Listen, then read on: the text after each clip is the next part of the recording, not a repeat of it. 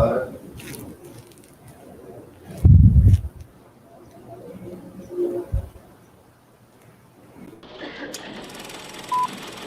off on switch to arm light on. Ground control, first commander, we have a green light to go, roger. Main engines are go. Fuel tank pressure 61.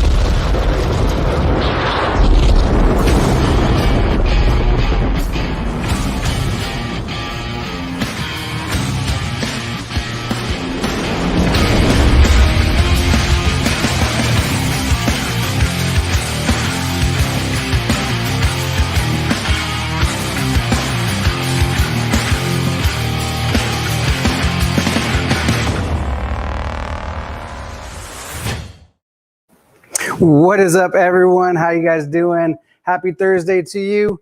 This is the week before Thanksgiving, so I'm super excited about today's show. I'm sorry we had a little bit late start today. Had a couple of IT issues on our end, but we are all good to go. So hope you guys are doing well and enjoying this crazy day of all kinds of stuff happening in the news and some wild stuff everywhere right now. So I'm really excited about this show right now. We have got a couple of really good guests on with us today.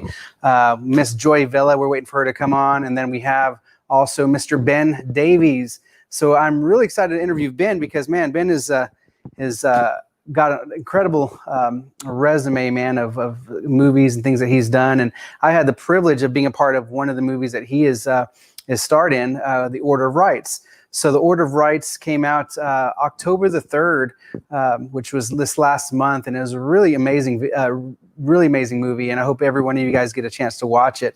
It is a movie that is takes a stance against abortion from the perspective of a man, and is a really special movie to my heart. And I just really enjoyed being a part of it. So before we get started, I want to roll this trailer for those of you guys who have not seen the movie. Hopefully you guys can watch it this weekend. We want to roll the trailer so we can get an intro to what we're going to talk about and dig into some other topics as well. But go ahead and roll this. Let's check this out.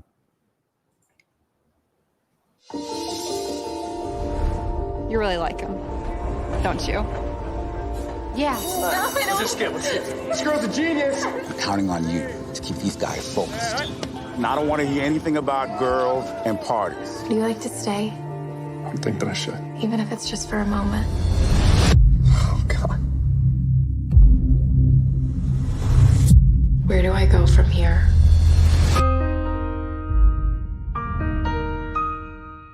I really messed up. No matter what decision Emma makes, your life will have been affected. You might have to forego playing college football.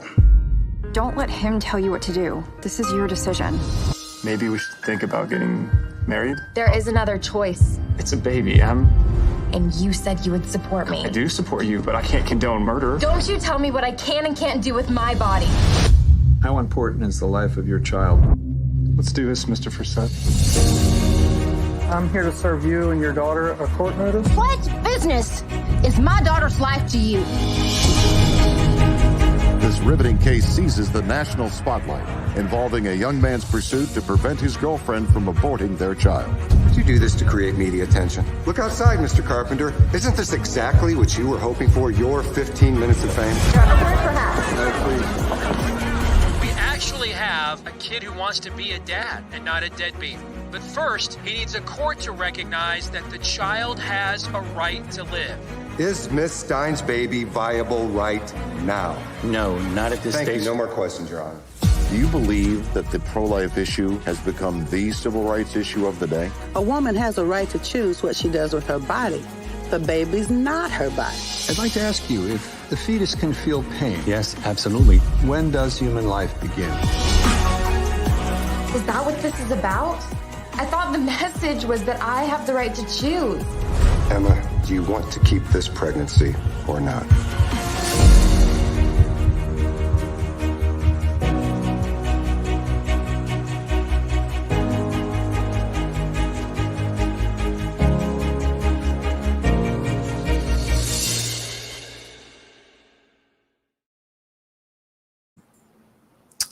Well, that was awesome. So let's bring him out, Mr. Ben Davies.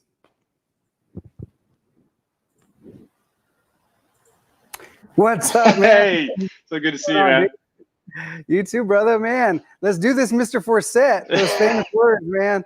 That started the whole thing, brother. That started this whole crazy courtroom case that took the film and might into another level. Man, what was that like? Because I've watched this movie. I can't tell you how many times, but it really, man, it starts to just like at that moment. I think that let's do this, Mr. Forsett, man. Just starts this kicks that film to another level, man. So. Tell me about how you got involved in this film, man, and how it's affected you as a man, because really this is what's so cool about this whole movie is a perspective of the guy. We never hear that, man. We never see that in dealing with these films and topics of abortion. We've always been told, society's always told us that we don't have a voice or say because we're men. So I really enjoyed this film, man. I enjoyed watching it. I enjoyed watching you, man, and Emma, the connection that you guys have, because you guys have done a lot of movies together, man. So tell me about how this whole process, man. How'd that go? Yeah, it was fascinating. Seeing as an actor, you're totally subject to whatever people put in front of you. You don't always get to write the script. You don't always get to pick which movies you get to do. You're auditioning for so many different different movies, and you just hope that you land the right one that you really, really care about.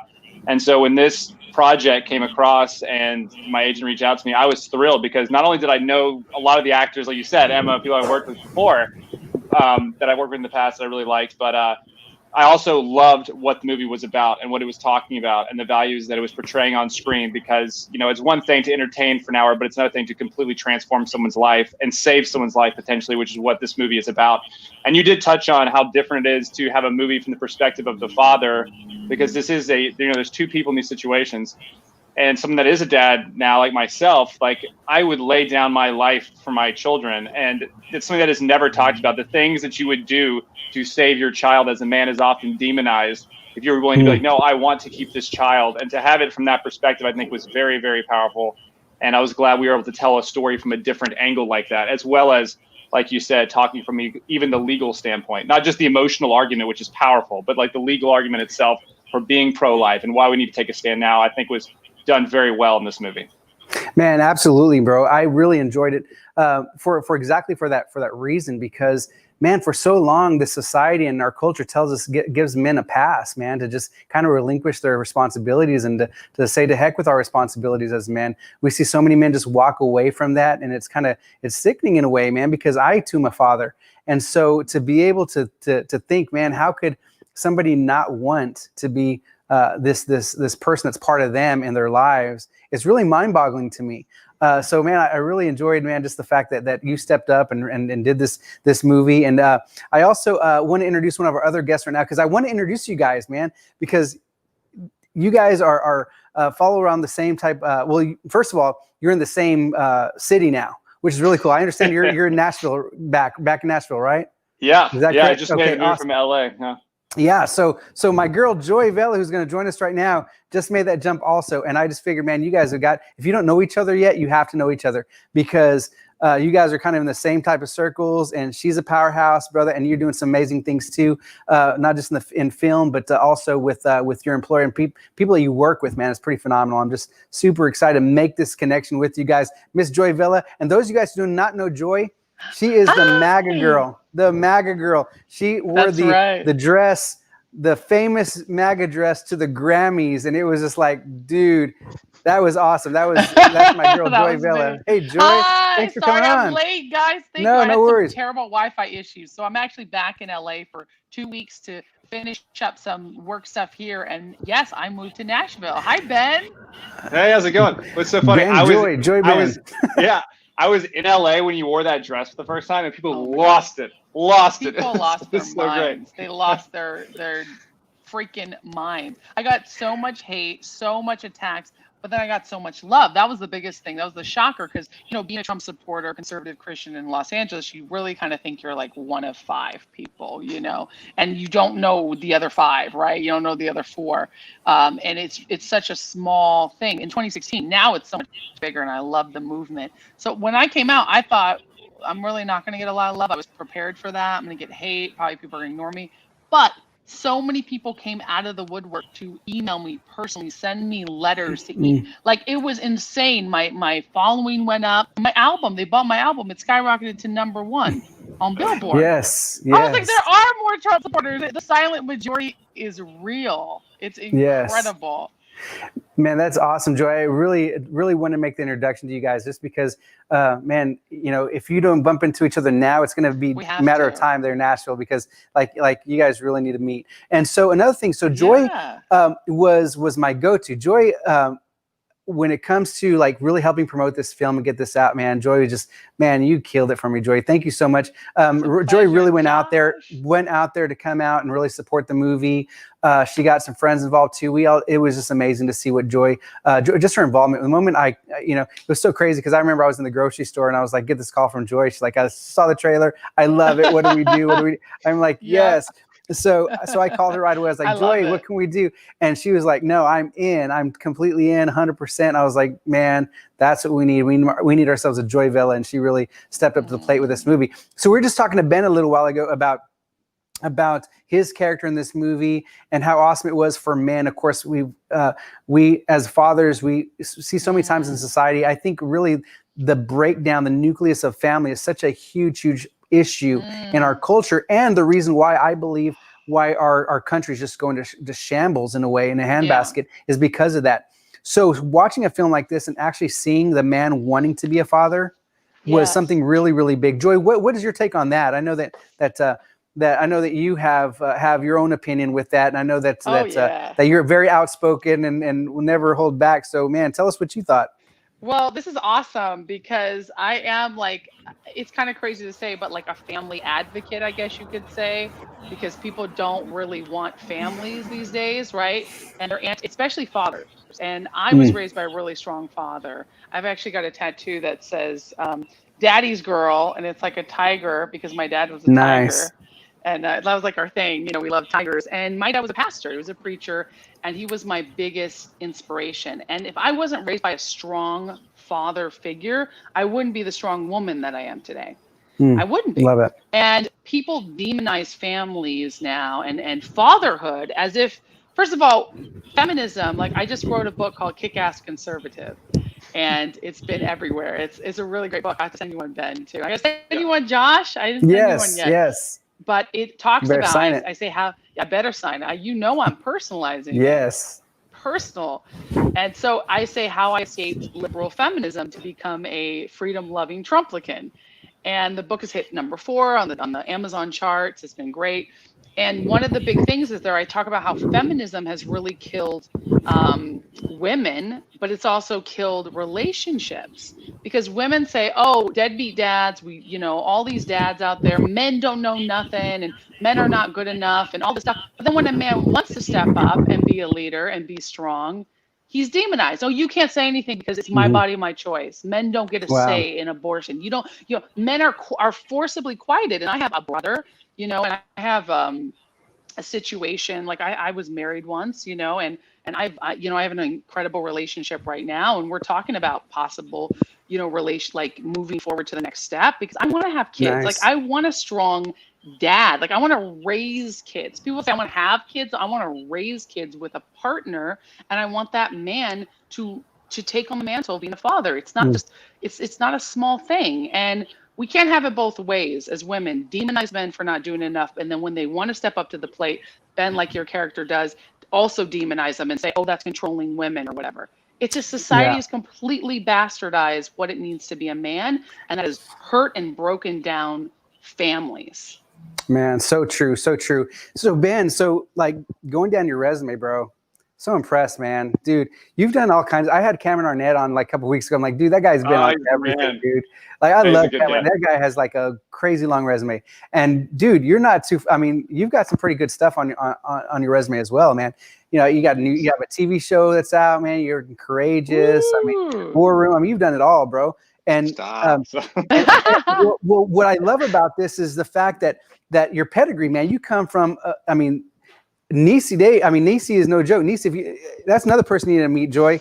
Niecy, his mom is she's phenomenal. She is a powerhouse, man. She's awesome. She's the boss.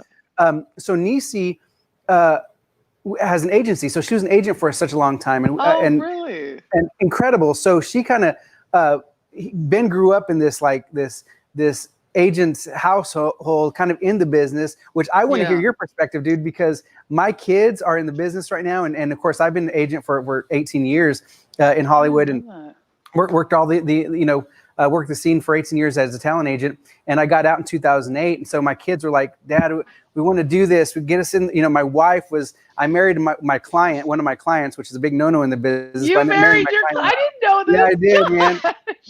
I did. We've been married 13 years, love man. Story. Wow. Scandalous. Yeah, so we got married. And she said, okay, well, you're not going to do this this business. First of all, it's really difficult to be in this business and be a single man, and be a married man. So we said, because of our calling, because God was really moving in my heart, I said, man, we're not going to raise our kids in Hollywood. So we ultimately left the industry. The big crash, the 2008 crash really helped us make our mind up a little bit more faster than what we wanted to, but it really helped out a lot. So then my kids are like watching Nickelodeon, Disney Channel, all this stuff. I'm like, Dad, I know you used to do this. I know they've seen all my stuff and old clients and stuff like that. So my kids are doing this, man. So like they're on all kinds of stuff. We haven't booked on they're doing some really cool stuff right now. But from your perspective, Ben, like what was that like growing up? Did you feel like, man, this is kind of something I really felt a calling to do, or how did that develop, man, in your household? I've been wanting to talk to you about this for a while. It's almost a little bit by default. You always pick up on some of your parents' habits and some of the things they're passionate about. So for me, spending time with my mom a lot of times was going through the runway training and the acting practice when they bring people in to go through Advantage Miles in Town in Tennessee. So that was kind of my upbringing there. And she started out as she modeled for a while here. She was Miss Tennessee. She ended up going overseas. And she felt like it was she had great accomplishments in the modeling field there. And then she felt like it was put on her heart to not just kind of coach, but to also raise up people to be able to go into these fields that a lot of times Christians stray away from them, to not move away from that industry, but how do you handle yourself when you get into those situations? Like when you are in New York and you're asked to do these photo shoots, how do you carry yourself? And she wanted to instill values and not just skills in each one of these girls and the guys that would come through Advantage Miles and Talent. So that was kind of my foundation into entertainment as far as acting and small modeling stuff. But my father was a All-American athlete, and so I was doing sports when I was younger, and that was where I felt the Lord was calling me into. So I had I heard about your sports career too, dude. Oh, yeah. That was my next question, man. This guy's an elite athlete too. Don't let him fool you guys. This guy's like a stud athlete on top of it. Like what you did, was it the decathlon or some crazy outrageous sport like that? It was like it was the decathlon. It's the one that no one actually watches, but certain people appreciate. That's the one where you have to be legit a real athlete to do that stuff. So man, tell us that's crazy, dude. You just you look bad. Where you jump? That's not the high jump. What is it? That's where you pass the baton. It's actually it's all of them. So you do all 10 of the events, and at the end they crown you the best athlete in the world. Is supposed to be because you do all 10 events over 2 days, and that was what my passion was in high school. That's what I went to college to do at University of Florida, University of Georgia. I ended up being the number one American of all time for high school. I broke the record. So I was like, okay, Lord, this is what I'm going to do. And I was like, okay, God wants me to do all this stuff. And then I ended up getting hurt over and over and over again and having surgeries. And then I kept thinking, what am I going to do with my life if I can't do this thing that I had trained, 15 years to do? And I had surgery, and I prayed and was like, Lord, whatever you want me to do, I'll do. And that's when I got a call from my agent that I hadn't talked to in 3 years because I've been busy with sports. And she's like, hey, there's this movie in Georgia called Courageous. Will you audition for it? And I was like, oh, I actually have time for the first time in 4 years. And then I went down and booked it. And it was all those things that I had done growing up with my mother and my dad. It was just building a foundation to allow me to go into that field when I did, because, it's not something you can just jump into. I was fortunate that my mom, took me along with her and spent the time with me and brought me to the acting classes and stuff. So when that time arose, all the training, all that stuff. Yeah, dude, that's awesome. So you're like, okay, so man, forget the Olympics. I guess I'm going to be a movie star. I love it, dude. I love that. Yes, I love do it. it all. So Joy's a PK. I'm a PK. So that's so cool. So Joy, did you? I mean, you have the singing in the church thing, and all of a sudden coming out with an album and just Hollywood. I mean, see, we have a lot of similar backgrounds because my father's a pastor. My brother's an international speaker. My grandfather was a pastor. I grew up in ministry. Decided I was going to be, I saw Jerry Maguire and I'm like, I'm going to be a sports agent. Of course, I ended up in TV, film, and music. And so that was my career in Hollywood. Completely turned my back on the church, my upbringing. I turned my back on God. I followed all kinds of different trends. I know you had dabbled in the Scientology stuff too. I think I looked into that as well. All this stuff. So what led you to number one, coming back to God? And number two, like just your music career, man, and not just music, but you've got, you other things going on. I know acting. I know right now I'm really excited too because I'm going to be doing some work here with Antonio Zapata Jr., Kaya Jones, and the Conflict Studios in a lot of their stuff. And I know you're acting, and we have other stuff we want to do and want to bring you in on as well, so we can start getting your stuff going as well. So tell us a little about your journey. Yeah, well, I want to say like Ben's story is awesome. I love your story, Ben, and how God just naturally like made a way. And I feel like God is such a way maker, right? He's the way maker. He carves a path, and he's been giving me that vision. Like I'm making a path for you with this high, like wheat, and then there's just this very clear path going through. Can you guys hear me? Okay. Yeah, you're good. Okay, I hear some static on my end. Okay, good. Yeah, so okay, good. So God has just made this like path, and he's been bringing me on this journey ever since really I was born. But backtracking, when I was 5, I was like 3, I accepted Jesus as my Lord and Savior. And God, because my dad was a pastor, and so he redid the prayer, and you say it again like every couple years. So I was 5, 6. I was totally raised in the church. I totally knew Jesus was Lord. But it was like my parents' Christianity, right? It was a little bit like that. Even though I had a relationship with God and I had this big spiritual awakening at 11, it was very easy the way I was raised. Then when I decided to come out into the world of Hollywood, right? I was raised in New York and in like Santa Barbara, California. It was different. People were trying to steal my faith all the time. And I thought I could fight it because I used to have this email because I was doing acting when I first came out. So I've done acting and music. And I had this email called Actress for Jesus, like with the 4. And I remember an agent called me and said, Actress for Jesus? Don't you know how this town is? They don't love God out here. You have to change that if you want to make it.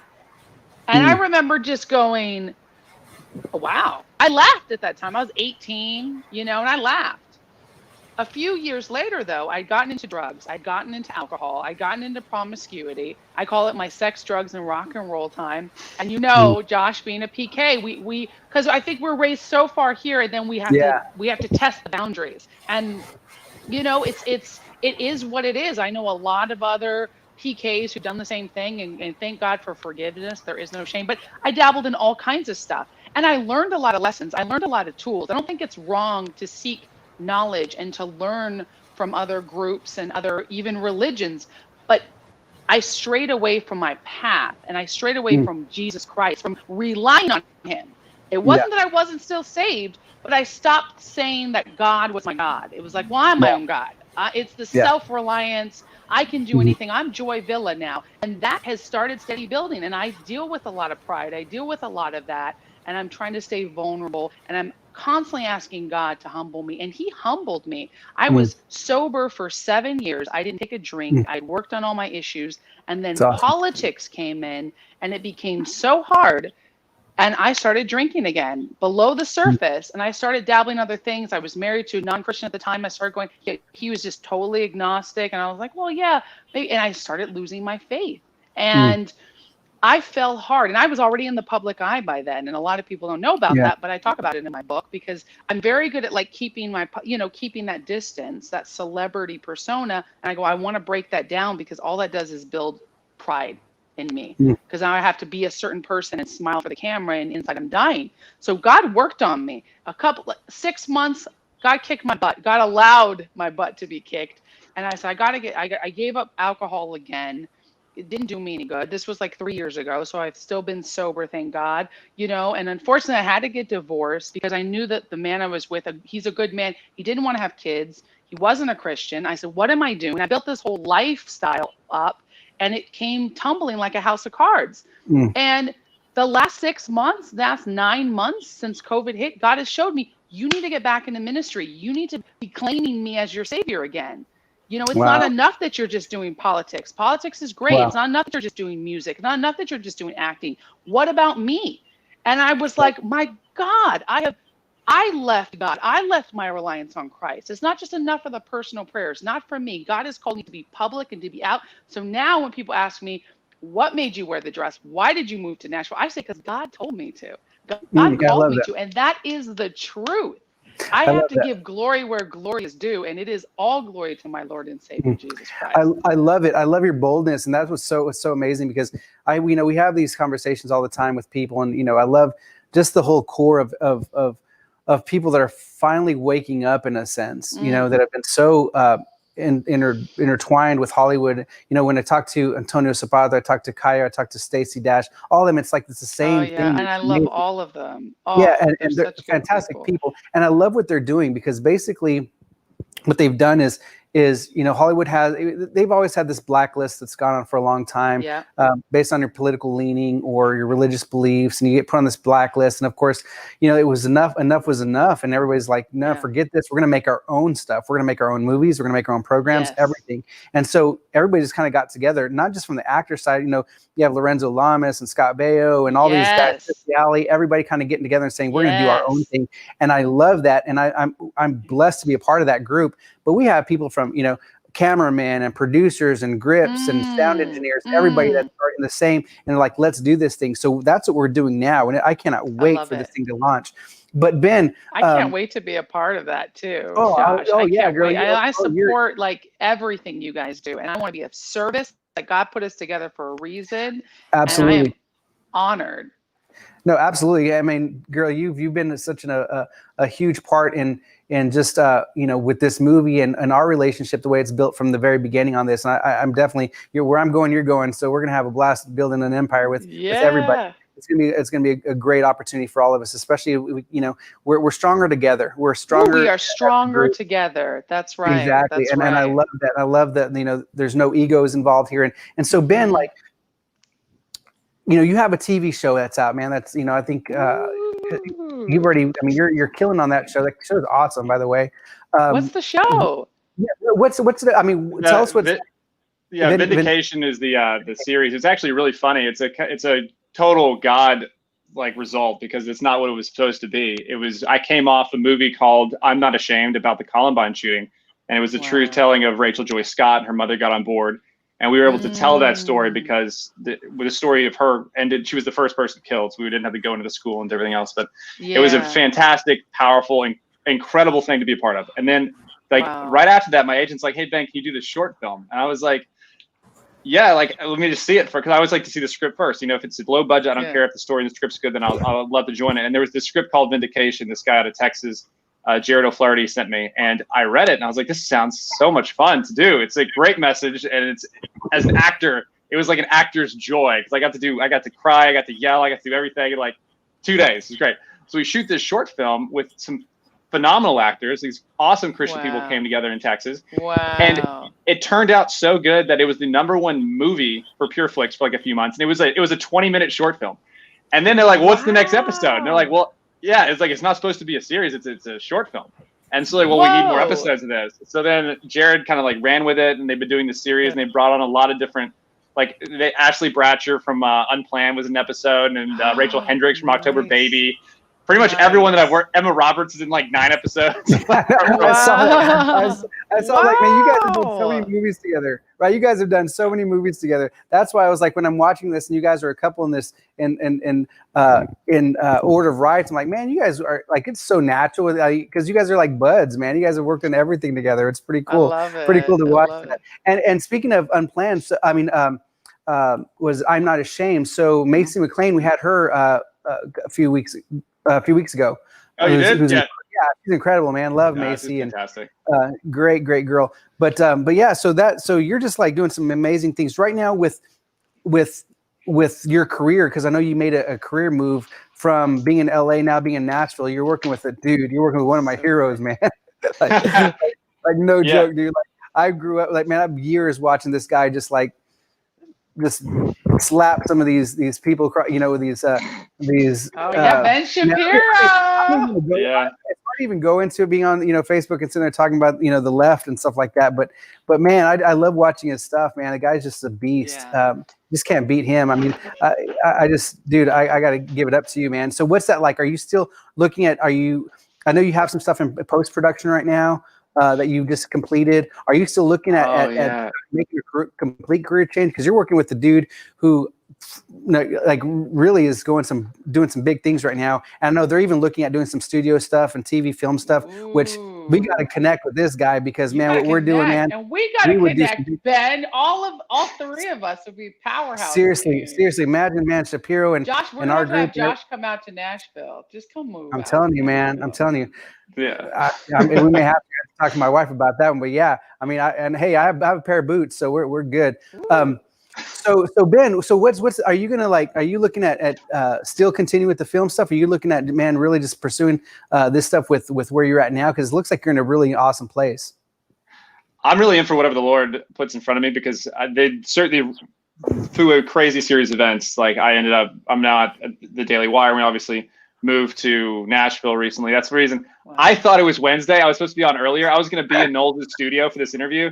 So we were going to get set up a nice backdrop. And I was like, oh my goodness, I can't wait. Right there's I had to jump in here. So yeah, we've been so busy at the Daily Wire. There's a lot of new stuff, which speaks to what's happening, because there's been so much just organic growth that now you can produce these massive shows with a huge audience because people like Joy seeing a project that she loves, sharing it on Instagram and Twitter, which generates so many new eyeballs in these projects like The Order of Rights, that we can bypass this Disney cog machine of you have to have $100 million to pump into everyone's household these movies that everyone hates that you have to watch. It's like now we could, because we have the support of so many people like this, we can develop these projects, these movies, and these TV shows that hopefully we can kind of like bypass and loop around the gatekeepers and get them to people that want to see these new kind of movies, these new kind of shows.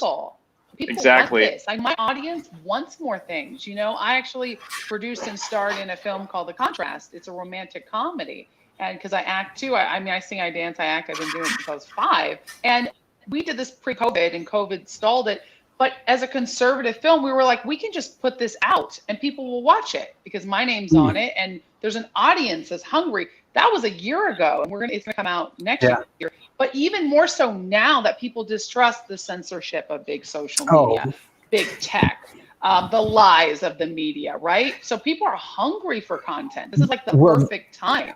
Well, this is what's so amazing about what you just said, Joy, is the fact that what we've done with what Antonio has done and Kaya and that group, what they've basically done is created this. And what I'm really excited about is the docuseries. So docuseries is going to start with each one of their stories about their Hollywood stories and what happened to them, how they got on this blacklist, and what Hollywood did to them. And so each episode is going to be a different actor and their stories and how they got blacklisted and everything else. Amazing. So what we want to do is we basically want to throw some gasoline on a fire of conservatives that are already ticked off about Hollywood and what they're doing, and basically showing, look, this is what they're doing to our people. This is what they're doing to our voices. And this is how they're censoring. This is what they're doing to, because you have people like Lorenzo Lamas, who's on top, but man, at one time he was just like the man, in Hollywood. He was Kevin Sorbo, man, he was doing some amazing stuff. And I mean, there's a big group of people that have amazing careers. Dean Cain, that was Superman, for crying out loud. Superman gets gets like put on the stage.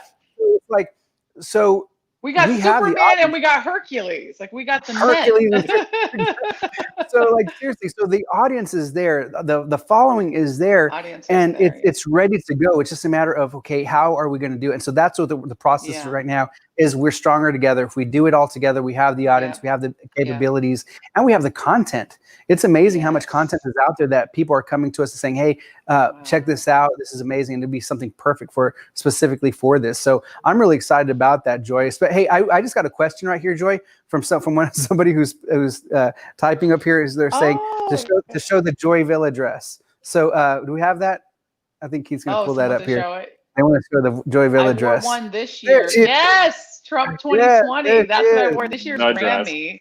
If you can believe that was the Grammys in January. Can you believe that it's still this year? It feels like it was 10 years ago. So much has gone on. But I've worn that to rallies. The president himself, I wore it at a Trump rally. He said, thank you for wearing that dress. I love that dress. And, and I believe what's going on is gonna work itself out. I believe that we've already reelected the president. We're fine. Yeah. Now it's looking forward and creating art, creating creativity. Like this was my Hollywood thing, is like to show show up at the Recording Academy's Grammys because I'm a member of the Recording Academy and be myself. I've been blacklisted.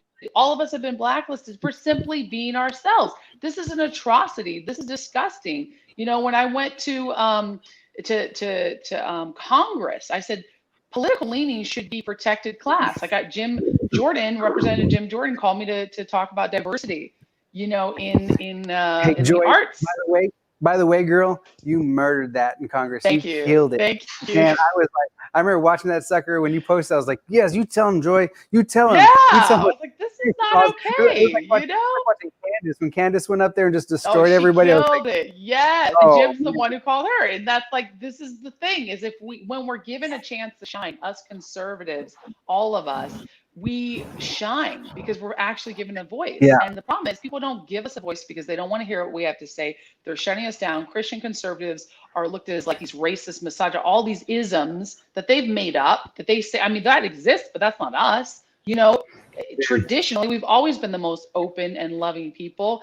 But it's like damned if you do, damned if you don't. If you don't talk about your politics or your belief in Christ, then you're hiding it, right? But if you do, you're proselytizing it, right? So it's just like, let's just leave this. Let's be professional. Let's create great content that actually supports families, supports a belief in God, supports a love for America. And let's just make content that those people want to listen to and buy, because that's the majority. They're just silent. Yeah, absolutely. And I love what's going on right now, not just with our group, but, and this is what's so cool is we have contacts from all over. So like the guys, I don't know if you're familiar with Kappa Studios. Paul Long owns Kappa Studios. Kappa has an amazing story. Kappa is right in the heart of Burbank. So these guys were doing some major films on the secular side, all major films. Well, Paul has an encounter with God. He goes through some marital counseling with his wife, and during that time, he has this encounter with God, and he's like, man, he continues to do business because that's where their money's coming from, these major motion pictures, and he just feels, man, I can't do this anymore. I'm only gonna. He prayed about it. I'm only gonna do faith films, family films, and that's it. Like, you know, it's a conviction. So he took that chance, and it cost him, man. He, you know, financially he was hurt. He was like, what do we do? Then all of a sudden he was praying, God, bring us some projects. And all of a sudden he started getting these major pictures. God is Not Dead. I mean, he started getting like all these major pictures so he's done like all these major pictures. I mean, he works with Dinesh and's done did the Trump card. He's done all these films. So he's just major. But he's one of our guys, and I'm like, man, this is another arm that we have that we, you know, together would be amazing. So Ben, so you dad, are you gonna let your child be in the biz, man? What's up? Tell me. I've not. So I don't know, man. You tell me what you're doing. I haven't thought about that at all. Right now, I'm just trying to think of, you know, getting through the days, make sure they hit their nap times. So like the day's smooth. So like, how old's your kids? I have a daughter who's almost 3 and a boy who's 1.5. So it's getting blessing. They're both moving around a lot, so it's hard just keeping up with them. So I haven't thought at all about, you know, 10 years down the road what they'll be passionate about. But I'm just we're taking it one day at a time, instilling the values that we want early, and then we'll worry about what kind of career stuff later. I know, right? My kids came at me at 5, 6 years old. First of all, they were like, we want to do YouTube. We want to be YouTubers. Like, no, you're not going to be a YouTuber. We'll try a commercial here and there. We got them on a couple little local stuff, and then started building their resume. Next thing you know, man, they're getting called for some pretty big stuff. So I'm like, Lord, slow down, man. We're not making like. When God calls you. Like, can we do pilot season? Like, heck no, we're not doing pilot season. Get out of your dang mind. We're not going to do pilot season. You're going to stay doing some local stuff. That's about it. You're stressing me out, man. They're like, where's my agent? Where's my manager? They're like, ready. I know, seriously. Well, hey, I'm not even representing him in this deal, man. I set him up with somebody who can be not, you know, who can. I'm managing them, but of course they have their own agent, man, who's fantastic. But it's like, you know, we got to put the brakes when we need to, and you know, kind of do that whole deal. Good. But have the family, have the childhood, because my parents actually, when I started modeling when I was young as well, and my parents were approached by a modeling agency when I was 5 because I was in theater, right? And my parents said no because they wanted me to have a childhood. And I remember being angry about it. Like, what? I want to be a child star like your kids, Josh. I want to be a Disney kid. And I thank God every day I wasn't, because those kids, you see Miley Cyrus, all of them, what happened to them? Their childhood was ripped away from them because we know the evils that go on in the industry. There's a lot of good, but unfortunately it's been hijacked. This should just be a safe playing space for everyone, you know, where we just create content that's good and makes people feel good and share stories. We're storytellers. That's why we're in this business, right? But unfortunately, there's evil forces that have come in, and Satan has used the light, right? The beauty of Hollywood and the glam and the arts to do some really evil stuff, like hurting kids, victimizing, you know, women and men. And that it's coming to the surface now. It's being exposed, thank God. We have an administration that is prosecuting pedophilia and human trafficking, but it's a dark part of the industry that needs to be abolished. Well, that's an unfortunate thing, and that's what's so wild, especially because it's gone on for so long. And you know, I tell people this all the time. It's like, you know, I've been in the industry for 18 years or so, and it's like it's always been there.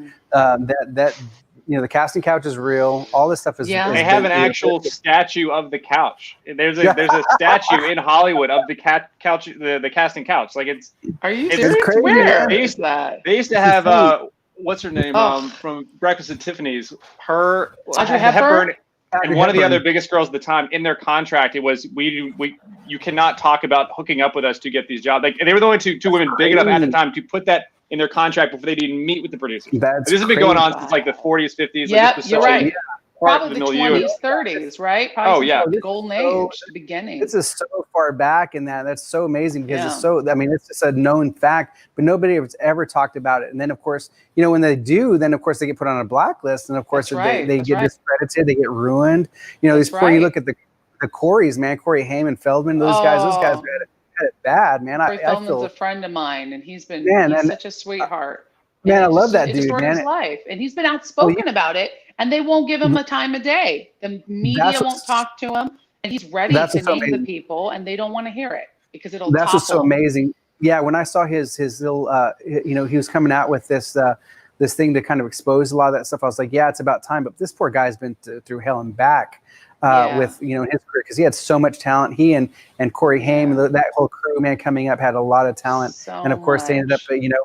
And so many issues. You have, you know, River Phoenix end up taking his own life. You have all these guys growing up. That was kind of that group. But yeah, it's been going on for a long time. Guys. I actually wrote a song about it too, called "Devil in the City," and it talks about there's a devil in the city of angels. So yeah, it's a very hard driving rock song I released 2 years ago. But you know, it's out there on iTunes and Spotify. Devil in the City, and it talks about a girl and a guy who come to Hollywood to make it. I tell the story and what happens, you know, on the casting couch. Man, that's insane. That's insane. Yeah. So now Nashville. So now it's Nashville. Nashville's an awesome place. I love Nashville. I went out there for only 2 weeks. I'd never been there before. And you grew up right in Tennessee because your mom is like Tennessee royalty. Miss Tennessee. That's amazing. I'd never been to Nashville. That's the woman right there. I said, I need to move out of California. I need to move out of this. I can't take the craziness that's happened, the anti-God rhetoric, the anti-freedom rhetoric, the anti-president rhetoric. And God said Nashville. And I was like, I've never been there though. And he's like, Nashville. And so I go, fine, Nashville. And I go out there November 1st, and we hosted a big viewing party of the election and everything. And I tell you, the community has reached out. I know so many, like John Rich out there, he'd be another person to connect with, but so many great people out there, and it's blowing my mind what a beautiful place that is. God is doing something. The fact that he brought you out there, Ben, the Daily Wire's out there, Candace Owens is moving out there too, right? With you guys, she's heading out there too, man. Out there. It's incredible. It's becoming such an awesome place. Yeah, it's becoming and it's always been a cool place. It's going to be the new conservative mecca, like the new glamour conservative mecca, I think, for Hollywood, for music, for movies, for TV. No, I love it. And of course, you have you have the music scene out there so great. The labels out there. I mean, I think the last time I was out, Sony, my Sony contact, Tammy Brown is still out there. There's you have a lot of really good A&R, a lot of big label opportunities out there as well. But this is so cool that you guys are there in the same city, so you guys definitely have to connect, and then of course hopefully we'll all get to work together here really soon, and work some other projects and just do some major stuff. Of course, this is our first step was the Order of Rights, and Ben, Yes. man, thank you so much Incredible for film. coming on. Joy, thank you so much for coming on. Absolutely. Ben, how can people that are watching right now follow you in your career, and then I'll pass it on to Joy. Tell everybody how they can keep up with you and what you have going on. You can follow me on all social media, Ben Davies Actor, for Twitter, Instagram, and Facebook. Also, there's a great new movie out called Fearless Faith, which is a cop story, which is it's so timely today because it tells it from the perspective of the amazing burden and cost that it takes to put on the badge and to sacrifice yourself. And it's a tremendous story that I was able to be a part of. And that movie just came out. It's a great movie called Fearless Faith. Also announced, the Kenner Brothers just announced a few days ago that Courageous will be re-released next year in theaters. Nice, yes. And we shot an alternate ending with everyone 10 years later. It's going to be a lot of fun for you to go back to theaters and see this movie that is so timely, talking about fatherhood, talking about the importance of that foundation.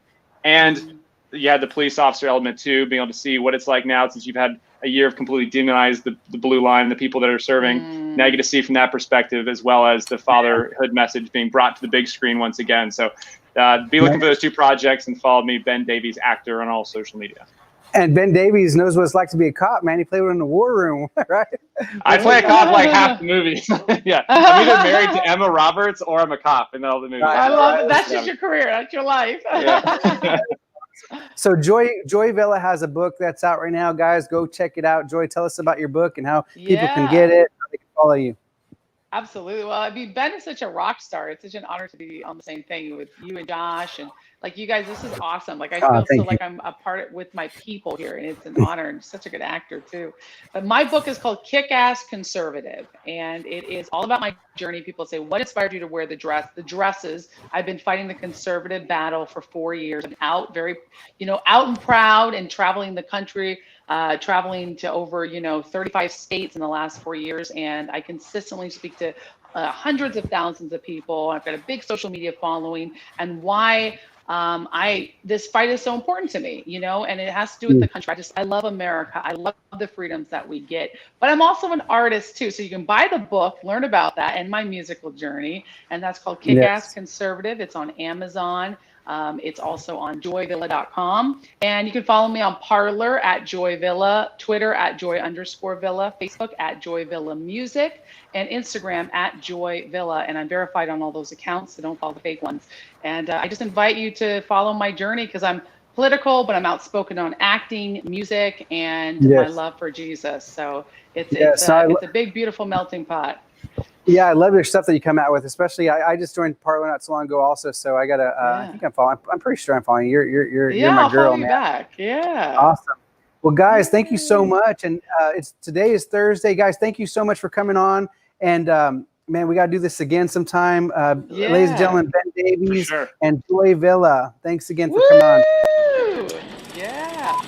Test off switch to on light on. Ground control, first in command. It won't we have a green light to go, Roger. Main engines are go. Fuel tank pressure 61.